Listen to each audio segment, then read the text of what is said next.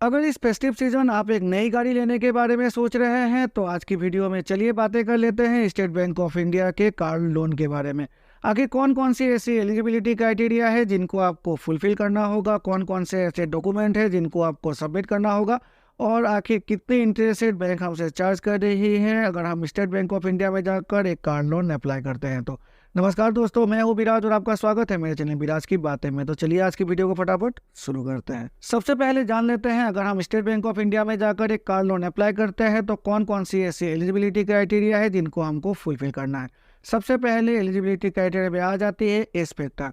Minimum age जो रखा गया है कार लोन अप्लाई करने के लिए वो रखा गया है 21 साल और मैक्सिमम लो जो यहाँ पर एज रखा गया है वो रखा गया है 70 साल, यानी कि 21 से 70 साल के बीच के व्यक्ति ही स्टेट बैंक ऑफ इंडिया में जाकर एक कार लोन अप्लाई कर सकते हैं। अब जो दूसरी क्राइटेरिया रखा गया है वो दूसरी क्राइटेरिया रखा गया है 3 कैटेगरी में। सबसे पहली कैटेगरी आ जाती है वे व्यक्ति जिनकी salary state bank of India में हो रही है, मतलब सैलरी पैकेज अकाउंट होल्डर। यहाँ पर आ जाते हैं सेंट्रल और state government employee, defence personnel employee, जो रेप्यूटेड ऑर्गेनाइजेशन है उनके एम्प्लॉई, यानी कि वे व्यक्ति जिनकी salary state bank of India में रेगुलर आ रही है। तो इस कैटेगरी के लोगों के लिए जो इनकम क्राइटेरिया रखा गया है वो रखा गया है नेट एनुअल इनकम 3 लाख रुपए या फिर 3 लाख रुपए से ज़्यादा। यानी कि अगर आप एक ऐसे व्यक्ति हैं जिनकी salary state bank of India में आ रही है तो अगर आप एक कार लोन अप्लाई करना चाहते हैं स्टेट बैंक ऑफ इंडिया में जाकर तो आपकी जो नेट एनुअल सैलरी है वो मिनिमम 3 लाख रुपए से ऊपर होनी चाहिए। अगर उससे नीचे है तो आप घर के किसी भी अन्य सदस्य को एज ए को एप्लीकेंट यहाँ पर ऐड कर सकते हैं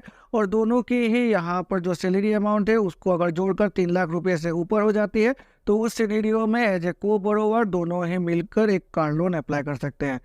जो मैक्सिमम कार लोन अमाउंट इस कैटेगरी के लोगों के लिए रखा गया है वो रखा गया है 48 times of net monthly income, मतलब आपकी जो नेट मंथली इनकम है उसकी 48 टाइम्स आप मैक्सिमम लोन अमाउंट के तौर पर ले सकते हैं। दूसरी कैटेगरी में आ जाते हैं प्रोफेशनल, सेल्फ एम्प्लॉयड और बिजनेसमैन। अगर आप एक बिजनेसमैन हैं तो इनकम क्राइटेरिया रखा गया है नेट प्रॉफिट 3 लाख रुपए एक फाइनेंशियल ईयर में, और अगर आप एक प्रोफेशनल है या फिर सेल्फ एम्प्लॉयड है तो आपकी जो ग्रॉस एनुअल इनकम है वो 3 लाख या फिर 3 लाख रुपए से ऊपर होनी चाहिए। अगर 3 लाख से नीचे हैं तो घर के किसी भी सदस्य को आप एज ए को एप्लीकेंट यहाँ पर भी ऐड कर सकते हैं और उसके बाद दोनों को मिलाकर आपकी जो ग्रॉस एनुअल इनकम है अगर 3 लाख रुपए को क्रॉस कर जाती है तभी आप कार लोन अप्लाई कर सकते हैं। यहाँ पर जो मैक्सिमम कार लोन अमाउंट आप अप्लाई कर सकते हैं वो आपकी जो ग्रॉस एनुअल इनकम है उसकी 4 गुने, या फिर अगर आप एक बिजनेस है मैन है तो आपके नेट प्रॉफिट के 4 गुने ही आप मैक्सिमम कार लोन के तौर पर यहाँ पर अप्लाई कर सकते हैं। तीसरी कैटेगरी में आ जाते हैं एग्रीकल्चरल इनकम बेस्ड पर्सन, यानी कि वे व्यक्ति जो एग्रीकल्चरल सेक्टर के साथ जुड़े हुए हैं और जिनकी इनकम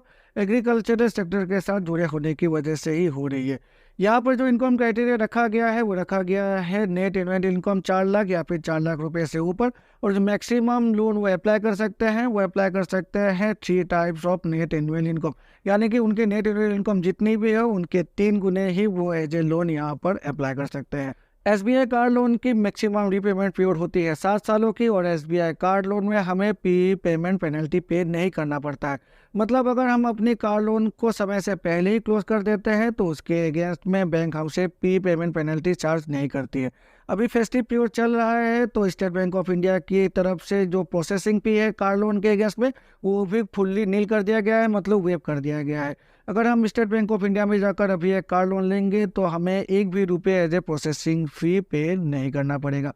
SBI कार लोन की जो अमाउंट है, जो लोन अमाउंट है वो कार की ऑन रोड प्राइस की 100% तक हमें दे दिया जाता है अभी एट प्रेजेंट। मतलब जो कार की प्राइस है प्लस जो रजिस्ट्रेशन फ़ी है प्लस जो इंश्योरेंस फ़ी है, इन तीनों को मिलाकर जो भी ऑन रोड प्राइस है वो पूरी की पूरी ऑन रोड प्राइस को ही हम एज ए लोन यहाँ पर SBI से ले सकते हैं, और इसके अगेंस्ट में बैंक हमसे चार्ज कर रही है एट प्रेजेंट 8.80% से लेकर 9.70% तक। और ये जो इंटरेस्ट रेट है इस पर 3 ऐसे फैक्टर है जिसको ध्यान में रखकर ही इंटरेस्ट रेट डिसाइड किया जाता है। सबसे पहले तो यहाँ पर आ जाती है क्रेडिट स्कोर, दूसरी आ जाती है टेन्योर और तीसरी आ जाती है लोन अमाउंट। अगर क्रेडिट स्कोर अच्छी है और लोन टेन्योर कम है तो इंटरेस्ट रेट भी कम हमें पे करना है, और अगर क्रेडिट स्कोर इतनी अच्छी नहीं है और जो टेन्योर है वो काफ़ी ज़्यादा लंबी है, मतलब मैक्सिमम है, तो इंटरेस्ट रेट भी हमें यहाँ पर ज़्यादा ही पे करना पड़ेगा। अगर डॉक्यूमेंट्स की बातें करें तो डॉक्यूमेंट्स को भी कैटेगरी वाइज यहाँ पर अलग अलग तरह से हमें सबमिट करना पड़ता है। अगर हम पहले कैटेगरी के व्यक्ति हैं, यानी कि वे व्यक्ति जिनकी salary state bank of India में हो रही है,